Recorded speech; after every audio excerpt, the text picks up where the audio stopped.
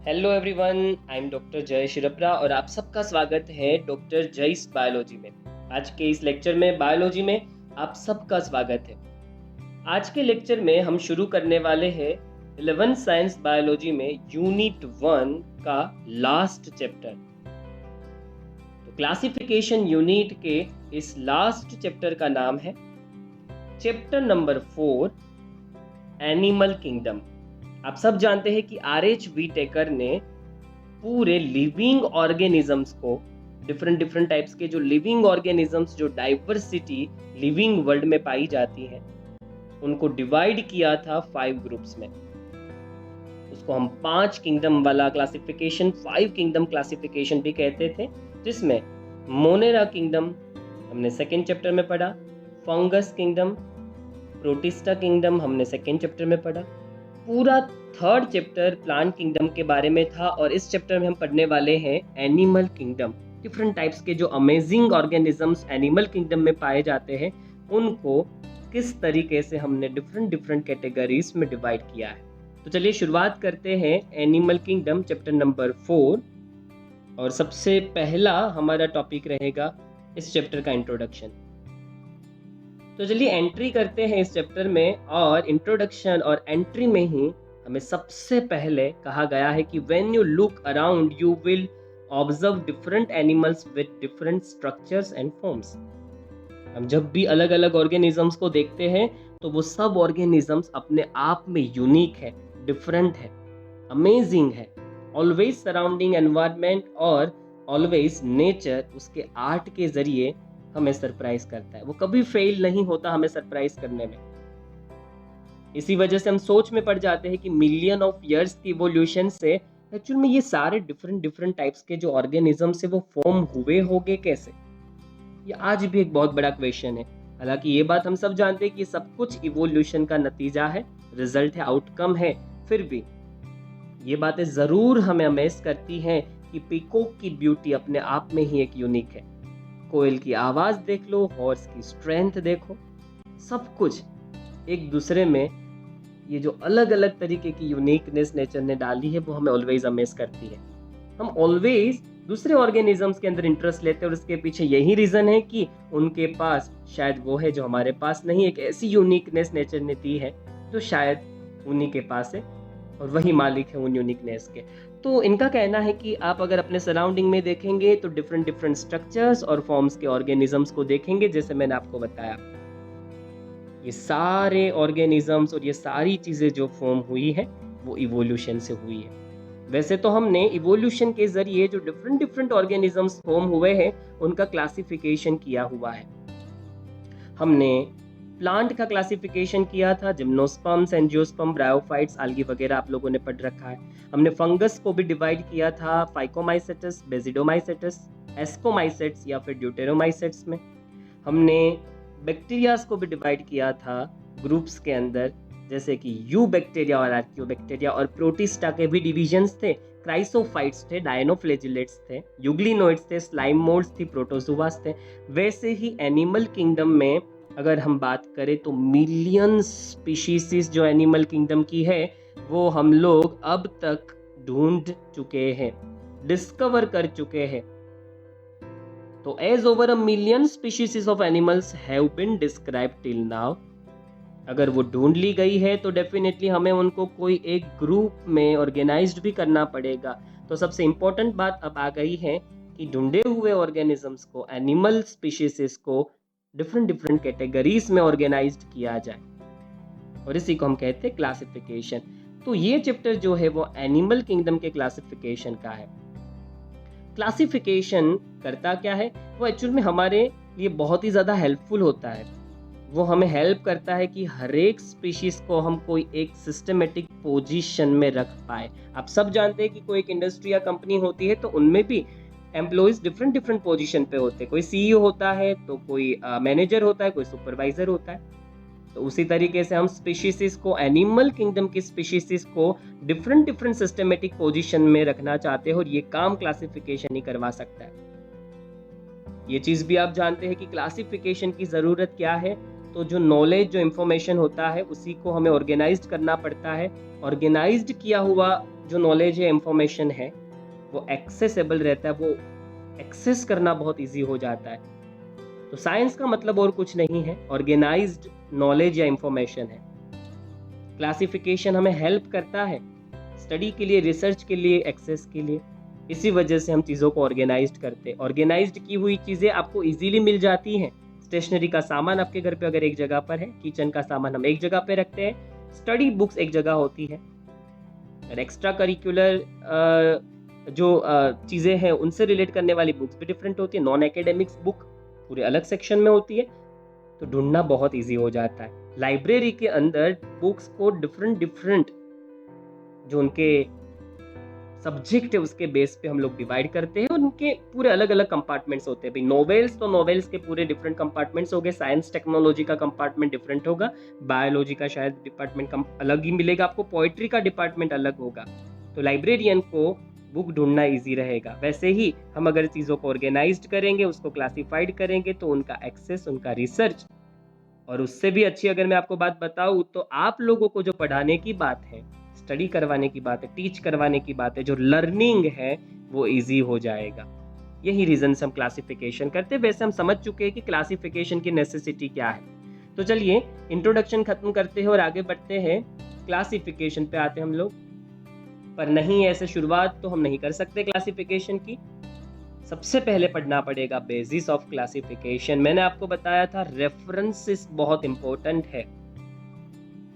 अगर मैं ये रेफरेंस पॉइंट ले लूँ कि जिनके बहुत ही ज़्यादा अच्छे मार्क्स आते हैं वो ब्रिलियंट है, तो शायद 90% वाला स्टूडेंट ब्रिलियंट माना जाएगा, और हो सकता है 40-45 या पासिंग मार्क्स लाने वाले स्टूडेंट को हम डफर कहें। पर अगर मैं अपना रेफरेंस पॉइंट बदल दूँ ब्रिलियंसी के लिए, तो मैं ऐसी बात करूँ कि जो अपने फैमिली, जो अपने रिलेटिव्स, जो अपने क्लोज वंस के लिए ज़्यादा सपोर्टिव है, केयरिंग है, लविंग है, मैं उनको ब्रिलियंट मानता हूँ। जिनकी लाइफ में बैलेंस है, तो शायद हो सकता है कि 40% वाला जो स्टूडेंट है वो ब्रिलियंट बन जाए। ये भी पॉसिबिलिटी है कि 90% वाला स्टूडेंट हो सकता है कि अब इस कैटेगरी के हिसाब से इंफीरियर हो जाए। रेफरेंस पॉइंट बदलने से चीज़ें बदल जाती है। तो वैसे ही क्लासिफिकेशन के जो बेस है उसको हम स्टडी करने वाले हैं। वैसे पुराने क्लासिफिकेशन सिस्टम में बेस में ये माना गया था कि जिनके पास रेड ब्लड है वैसे एनिमल्स, और ऐसे एनिमल्स जिनमें रेड ब्लड नहीं है। तो यहाँ पर रेफरेंस, संदर्भ और जो बेस था, जो नींव थी, वो ब्लड की थी, और वो भी रेड ब्लड। पर अब तो हम बहुत आगे बढ़ चुके हैं, टेक्नोलॉजी आगे बढ़ चुकी है, साइंस बहुत ही आगे प्रोग्रेस कर चुका है। तो हमारा इस समय का जो बेस है क्लासिफिकेशन का, वो क्या रहेगा? तो कुछ कॉमन फंडामेंटल हम फीचर्स देख रहे हैं जिसको हमने बेस बनाया है एनिमल किंगडम को क्लासिफाइड करने के लिए। सबसे पहला बेस रहेगा अरेंजमेंट ऑफ सेल्स। सिर्फ सेल्स पाए जाते हैं, या टिश्यूज हैं, या ऑर्गन, या फिर ऑर्गन सिस्टम। या फिगर में भी आपको दिखा रखा है कि जब केमिकल्स, बायोकेमिकल्स, बायोमोलेक्यूल्स फ्यूज होते हैं तो सेल्स बनते हैं, सेल्स से टिश्यूज, टिश्यूज से देखिए यहाँ स्टमक दिखाया है जो ऑर्गन को शो कर रहा है, और स्टमक जैसे बहुत से ऑर्गन आपस में जुड़ेंगे तो ऑर्गन सिस्टम बनेगी, और ऐसी बहुत सारी ऑर्गन सिस्टम के फ्यूज होने से एक ऑर्गेनिज्म। यह है अरेंजमेंट ऑफ सेल, और सबसे पहले यही बेस हम डिटेल में पढ़ने वाले हैं। Body symmetry, nature of coelom, digestive system, circulatory system and reproductive system, ये हमारे बेस रहेंगे। इसी बेस के ऊपर, इसी बेस को रेफरेंस रखते हुए, आधार रखते हुए, नींव बनाते हुए हम लोग एनिमल किंगडम को क्लासिफाइड करेंगे। तो क्लासिफिकेशन की शुरुआत करने से पहले, या ऑर्गेनिज्म को कौन कौन सी कैटेगरीज में क्लासिफाइड किया है, वो कैटेगरीज को समझने से पहले रेफरेंस पॉइंट समझ लेते हैं। तो सबसे पहला हमारा रेफरेंस पॉइंट है, वहां से शुरुआत करते हैं, और हमारा सबसे पहला रेफरेंस पॉइंट रहेगा सेल्यूलर लेवल ऑफ ऑर्गेनाइजेशंस, जिसका मतलब है सेल्स तो बहुत सारे हैं। याद रखिए एनिमल किंगडम में जो आज के ज़माने का, रिसेंट टाइम का जो एनिमल किंगडम क्लासिफिकेशन है, उनमें कोई एक भी ऐसा ऑर्गेनिज्म नहीं जो यूनिसेल्यूलर हो। वो बात अलग है कि पास्ट में प्रोटिस्टा किंगडम में प्रोटोजुआ को एनिमल किंगडम में रखा गया था, पर आज नहीं। एनिमल किंगडम में यूनिसेल्यूलर ऑर्गेनिज्म एग्जिस्ट ही नहीं करते। तो साफ बात है कि इस किंगडम में जो भी ऑर्गेनिजम्स का ग्रुप होगा, वो सारे ऑर्गेनिजम्स जो होंगे वो मल्टी सेल्यूलर है। है बहुत सारे सेल्स, पर सारे सेल्स लूजली अरेंज है, लूज अरेंजमेंट दिखा रहे हैं। वो सब आपस में कॉम्पैक्टली पैक्ट नहीं हो पाए हैं, ग्रुप नहीं बना पाए, सिंक्रोनाइज्ड नहीं हो पाए। देखिए, वो है तो बहुत सारे, सेल्स के नंबर मल्टीपल है, पर फिर भी वो आपस में जुड़ के यूनियन नहीं बना पाए। जनरली हम कहते हैं, लोअर स्टैंडर्ड में हम यही पढ़ते थे कि ये सेल से जैसे बहुत सारे मैं बना रहा हूँ, तो ये बन गया सेल का ग्रुप, बहुत सारे सेल्स हैं, तो इसको मैं टिश्यू नहीं कह पाऊंगा। क्यों? क्योंकि ये जरूर से ग्रुप है, बिल्कुल डेफिनेटली ये ग्रुप ऑफ सेल्स है, पर क्या ये ग्रुप ऑफ सेल कोई एक सिंगल फंक्शन करने के लिए बना हुआ है? अगर नहीं तो ये टिश्यू नहीं है। तो यहाँ पर वैसा ही हुआ, सेल्यूलर लेवल के ऑर्गेनाइजेशन दिखाने वाले ऑर्गेनिजम्स दिखाते तो बहुत सारे सेल्स हैं, उनके पास ढेर सारे सेल्स होते हैं, पर सारे सेल्स ऐसे ग्रुप बनाते हैं, होते तो ग्रुप में है, पर वो ग्रुप कोई एक सिंगल सिमिलर फंक्शन करने के लिए काम नहीं करता।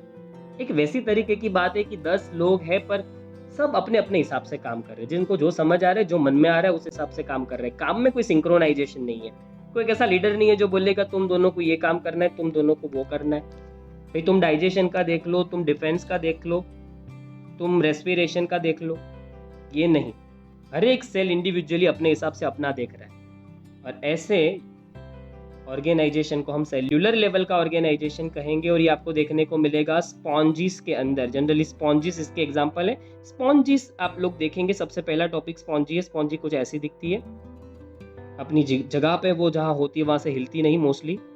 तो देखिए ऐसी होती है स्पॉन्जी, आप नेकेड आई से देख सकते हैं। बहुत बड़ी होती है साइज में, इतनी छोटी भी नहीं होती कि आपको अपनी आंखों से ना दिखे। इसका मतलब साफ है, इसमें है बहुत सारे सेल्स, मल्टी सेल्यूलर स्ट्रक्चर है, पर सेल्स यूनाइट होकर टिश्यू नहीं बना पाए। तो ऐसे यूनियन को हम कहेंगे सेल्यूलर लेवल का ऑर्गेनाइजेशन। सेल्यूलर लेवल ऑर्गेनाइजेशन का बिल्कुल ही मतलब ये नहीं होता कि सिंगल सेल है ऑर्गेनिज्म के पास। यहाँ है बहुत सारे सेल्स, पर इसका मतलब बनता है कि वो टिश्यू नहीं बना पाए, उनका ग्रुप कोई एक काम को करने के लिए यूनाइट नहीं हो पाया। पर नेचर को पता था कि लेबर को, काम को डिवाइड करने से बहुत ही अच्छा काम होता है, और जो एग्जाम्पल में ये स्पॉन्जी है वैसा नहीं कर पाई। सेल्यूलर लेवल ऑर्गेनाइजेशन में एग्जाम्पल स्पॉन्जी से स्पंज जैसी होती है, इसलिए इसका नाम हमने स्पॉन्जिस रखा था। और सबसे पहले हम जो एनिमल किंगडम में कैटेगरी पढ़ेंगे वो यही पढ़ने वाले हैं। पर नेचर जानती थी अगर सब अपने अपने हिसाब से काम करेंगे तो कभी काम बेटर और क्वालिटेटिव होगा ही नहीं। नेचर समझाती है कि यूनाइट होके काम करो, यूनियन बना के काम करो, सिंक्रोनाइज्ड होके काम करो। यूनिटी जो होती है उसी के अंदर स्ट्रेंथ होती है। तो हम जनरली कहते का क्या है, हम बहुत समय से पढ़ते भी आ रहे हैं और सुनते भी आए हैं, और वो क्या है, जितने ज्यादा लोग हैं अगर वो किसी एक काम को करने के लिए यूनाइट होते तो वो काम और ज्यादा और बेटर होता है। जो ताकत है वो यूनिटी के अंदर होती है, स्ट्रेंथ जो है वो यूनिटी के अंदर होती है। और नेचर इसी फिलोसॉफी से आगे बढ़ा, और हमें भी इसी फिलोसॉफी को बायोलॉजी के जरिए समझाने की कोशिश कर रहा है कि काम को डिवाइड करना जरूरी था, और इसी वजह से उन्होंने टिश्यूज का डेवलपमेंट किया। स्पॉन्जिस के बाद जो ऑर्गेनिजम्स फॉर्म हुए, इन्होंने अपनी बॉडी को सरवाइव करवाने के लिए जो बहुत सारा काम उनको करना पड़ता था, उन काम को, उन लेबर को डिवाइड कर दिया। इन्होंने कहा डाइजेशन तुम देख लो, रेस्पिरेशन तुम देख लो, डिफेंस का तुम देख लो। इन्होंने बहुत सारे सेल्स के ग्रुप बनाए, एक ग्रुप को काम दिया डिफेंस का, एक को डाइजेशन का, एक को रेस्पिरेशन का, और इसी ग्रुप को हम टिश्यू कहते हैं। अब देखिए, लेबर को डिवाइड करना बहुत जरूरी है, तो काम बहुत क्वालिटेटिव होगा। अगर कोई एक ग्रुप किसी एक काम के लिए ही काम करेगा या वर्क करेगा तो वो उसमें ज़्यादा डेडिकेशन दिखा पाएगा, उसमें और ज़्यादा क्वालिटी फॉर्म कर पाएगा और क्रिएटिव भी हो पाएगा।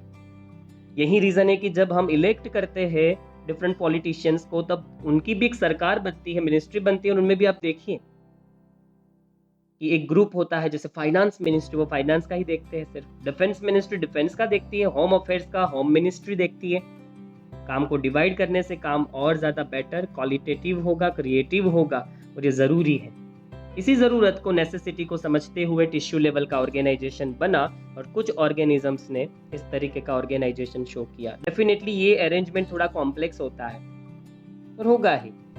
सब अपना अपना देख ले, अपने अपने हिसाब से जो मन में आता है वो करे, वो ईजी होता है। पर सबको एक साथ बांध के रखना, 10, 15, 20, 25, 30 लोगों को आपस में इकट्ठा यूनाइट करके रखना, यूनिटी में बनाए रखना मुश्किल होता है। तो है तो ये कॉम्प्लेक्स, सिंपल चीज़ नहीं है। सेल्स की अरेंजमेंट करना, डिफरेंट डिफरेंट टिश्यूज जैसे फॉर्म करना, हर एक टिश्यूज को अलग अलग काम देना, है कॉम्प्लेक्स। पर जो काम होगा वो और ज़्यादा बेटर, क्वालिटेटिव और सुपीरियर होगा। हमें उस प्रोस्पेक्टिव से देखना है। तो हमने जैसे बात की कि सेल्स के ग्रुप को कभी टिश्यू नहीं कहते। हाँ, ऐसे सेल्स के ग्रुप को टिश्यू कहते हैं जिनका फंक्शन सेम है। तो cells performing the same functions are arranged into tissues। मतलब group of cells united for the same functions and having a same origin, तभी उसको टिश्यू कहेंगे। वो सारे एक ही जगह से ओरिजिनेट हुए हैं और वो यूनाइट तो हुए हैं, यूनियन तो बनाया है पर किसी एक काम को करने के लिए, तब हम वर्ड टिश्यू लेवल का ऑर्गेनाइजेशन या टिश्यू यूज करेंगे। ऐसी बहुत सी टिश्यूज ह्यूमन बॉडी में भी होती है और उन्हीं के फ्यूजन से ऑर्गन बना है।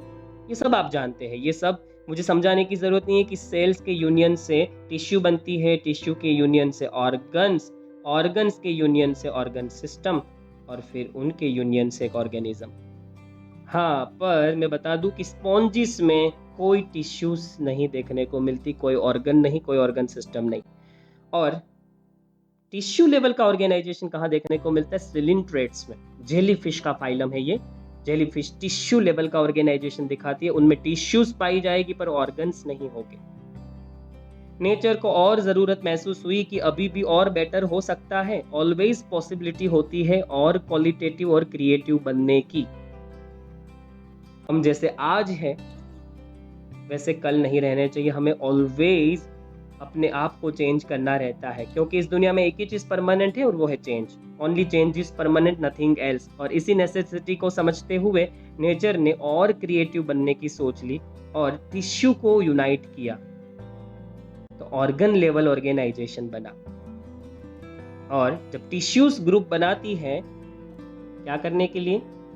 Group of tissues, definitely tissues और उनका ग्रुप मतलब ऑर्गन लेवल ऑर्गेनाइजेशन। बट ऐसे टिश्यूज का ग्रुप जो स्पेशलाइज्ड है कोई एक पर्टिकुलर फंक्शन करने के लिए, तब हम वर्ड यूज करेंगे ऑर्गन लेवल ऑर्गेनाइजेशन। जैसे कि कौन से फंक्शंस के लिए टिश्यूज यूनाइट हो सकती है? बहुत से फंक्शंस हो सकते हैं, कुछ मैंने यहाँ ऑर्गन्स दिखाए भी हैं। जैसे यहाँ देख लो, ये मैंने दिखाया है लार्ज इंटेस्टाइन। इसका काम क्या है? मिनरल्स, वाटर्स को एब्जॉर्ब कर लेना और अनडाइजेस्टेड फूड को स्टूल में कन्वर्ट करना, जिसको रिमूव किया जा सके। जबकि इसके बगल में ही जो खड़ा है उसको देखो जरा, लंग्स, जिसका काम ब्रीदिंग के रिलेटेड है, एनवायरनमेंट से आया हुआ ऑक्सीजन ब्लड तक पहुंचाना और सेल से आए हुए कार्बन डाइऑक्साइड को एटमॉस्फेयर में रिमूव करना। एक और ऑर्गन के बारे में देखते जो है स्टमक, जिसका काम टेम्पररीली फूड को स्टोर करना है और डाइजेशन का इनिशिएशन करना है। तो यहाँ पर बहुत सारी टिश्यूज होगी। ये सारे जो ऑर्गन्स हमें दिख रहे हैं उनको अगर माइक्रोस्कोपिक व्यू में देखेंगे तो उसमें टिश्यूज भी दिखेंगी, पर हाँ, यहाँ पर है बहुत सारी टिश्यूज का ग्रुप इनके अंदर, पर सारे ऑर्गन्स किसी एक फंक्शन को करने के लिए ही टिश्यू को यूनाइट कर रहे हैं। ये ऑर्गन लेवल ऑर्गेनाइजेशन किन में देखने को मिलता है? मतलब ऐसे कौन कौन से ऑर्गेनिजम्स है जिनकी बॉडी में आप ऑर्गन्स को देख पाएंगे? सबसे पहला प्लेटीहेल्मिन्थ है। प्लेटीहेल्मिन्थ को फ्लैट वर्म्स के नाम से भी जाना जाता है। एनालिड्स वर्चुअल में फाइलम है अर्थवर्म का। आर्थ्रोपोड्स जो है वो इंसेक्ट का फाइलम है। मोलस्कस फाइलम जो है वो सॉफ्ट बॉडी वाले ऑर्गेनिज्म जैसे ऑक्टोपस का फाइलम है। इकाइनोडर्म्स, इनके अंदर आते हैं स्टार फिशेस। कॉर्डेट्स में आते हैं, कॉर्डेट्स मुझे पता है, आप सबको पता है कॉर्डेट्स में कौन आता है। कॉर्डेटा या कॉर्डेट्स में आते हैं fishes, reptiles, amphibians, birds and mammals. इन सब की बॉडी में आप ऑर्गन्स को देख पाएंगे, इसीलिए ये हायर कैटेगरी के ऑर्गेनिजम्स भी है। पर यहाँ से बात रुकी नहीं। नेचर ने अपने आर्ट को यहाँ पर नहीं रोका। नेचर और भी क्रिएटिव था, नेचर और ज्यादा क्रिएटिव हुआ और उन्होंने इवोल्यूशन के जरिए ऑर्गन्स को यूनाइट किया। जब सेल्स के यूनियन से टिश्यू बनी, टिश्यू के यूनियन से ऑर्गन बना, तो ऑर्गन सिस्टम लेवल ऑर्गेनाइजेशन में ऑर्गन्स का एसोसिएशन हुआ। तो ग्रुप ऑफ ऑर्गन्स, ऑर्गन्स का एसोसिएशन ये रेफरेंस कभी नहीं भूलना है कि किसी एक काम को करने के लिए, कोई एक फंक्शन को परफॉर्म करने के लिए, कोई एक स्पेसिफिक फिजियोलॉजिकल फंक्शन जो है उसको परफॉर्म करवाने के लिए ऑर्गन्स आपस में यूनाइट होते हैं। यहाँ पर मैंने आपको एक ऑर्गन सिस्टम दिखाई है। ऑर्गन सिस्टम का मतलब बहुत सारे ऑर्गन्स का ग्रुप, और ये जो ऑर्गन सिस्टम है वो सर्कुलेटरी सिस्टम है। एक और डाइजेस्टिव सिस्टम भी है जिसको आप ऑर्गन सिस्टम के अंदर इंक्लूड कर सकते हैं। सर्कुलेटरी सिस्टम में भी बहुत सारे ऑर्गन्स होते हैं जो सर्कुलेशन के काम से यूनाइट होते हैं। चलिए ऑर्गन सिस्टम को थोड़ा और डिटेल में पढ़ते हैं। तो अगर हम आगे बढ़े तो लेवल ऑफ ऑर्गेनाइजेशन में ऑर्गन सिस्टम का जो ऑर्गेनाइजेशन है उसको थोड़ा ज़्यादा ही डिटेल में समझाया गया है। और ऑर्गन सिस्टम की अगर बात करें तो डिफरेंट ग्रुप्स ऑफ एनिमल में डिफरेंट पैटर्न्स की कॉम्प्लेक्सिटी एक सिंगल ऑर्गन सिस्टम दिखाएगा।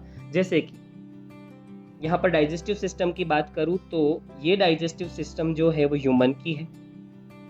अगर मैं डाइजेस्टिव सिस्टम कॉकरोच की ले लूँ तो उनमें भी है तो डाइजेस्टिव सिस्टम ही, ये भी डाइजेस्टिव सिस्टम है, पर ये ह्यूमन की है, वो कॉकरोच की होगी। क्या दोनों सेम होगी? नहीं, दोनों की कॉम्प्लेक्सिटी भी सेम नहीं होगी।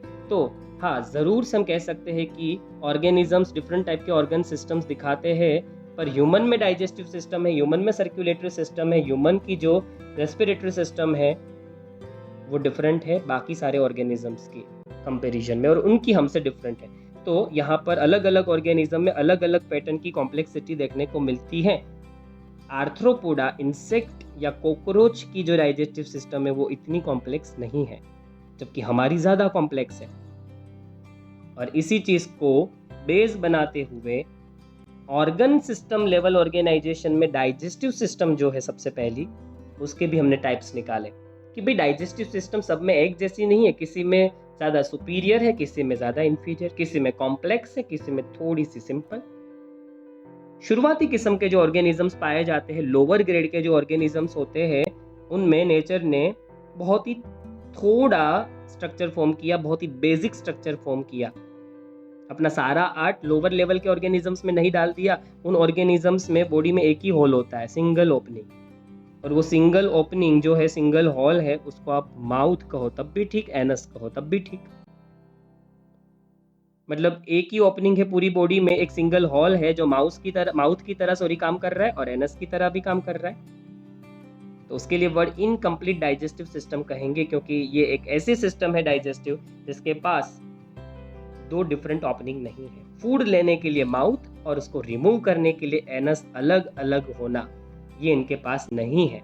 इनके पास एक ही छोटा सा हॉल है, ओपनिंग है, जिसको माउथ भी आप कह सकते हैं, जिनको आप एनस भी कह सकते हैं। Only a single opening to the outside of the body that serves as both mouth and anus. एक छोटा सा ओपनिंग जो माउथ की तरह भी एक्ट कर रहा है और एनस की तरह भी। ऐसा मोस्टली आपको कहाँ देखने को मिलेगा? प्लेटीहेल्मिन्थ्स। जब आप प्लेटीहेल्मिन्थ्स पढ़ेंगे तो आपको समझ आएगा। फ्लैट वर्म्स भी कहा जाता है प्लेटीहेल्मिन्थ्स को। पर हम ऐसे नहीं हैं, हम तो कंप्लीट डाइजेस्टिव सिस्टम वाले ऑर्गेनिज्म से, हमारे पास दो ओपनिंग नेचर ने बनाए हुए हैं। एक ये माउथ जहाँ से हम खाना खाते हैं, ये हमारा इनपुट है जहाँ से हम अपने खाने को इन करते हैं, और एनस जो है वो हमारा आउटपुट सिस्टम है, यहाँ से खाना जो अनडाइजेस्टेड है, जो डाइजेस्ट नहीं हो पाया, उसको रिमूव किया जाता है। तो हमारी बॉडी में दो ओपनिंग है डिफरेंट इनपुट और आउटपुट के लिए। तो हम लोग कंप्लीट डाइजेस्टिव सिस्टम वाले ऑर्गेनिजम्स हैं। तो दो कॉम्प्लेक्सिटी हो गई, इनकम्प्लीट डाइजेस्टिव सिस्टम, कंप्लीट में एग्जांपल क्या आएगा? जैसे मैंने आपको बताया, कंप्लीट का एग्जांपल हम लोग है ह्यूमंस, कंप्लीट डाइजेस्टिव सिस्टम का एक बेटर एग्जांपल है। अब एक और सिस्टम को देखते हैं जो है सर्कुलेटरी सिस्टम, जो ब्लड को कॉन्स्टेंटली सर्कुलेट करवाती रहती है। इसमें भी दो तरीके की सिस्टम है, एक लेस कॉम्प्लेक्स, दूसरी कुछ ज्यादा ही कॉम्प्लेक्स। सबसे पहला है open type of circulatory system. अगर मैं ओपन टाइप की सर्कुलेटरी सिस्टम की बात करूं तो इसमें आप ये कह सकते हैं कि ब्लड होता तो है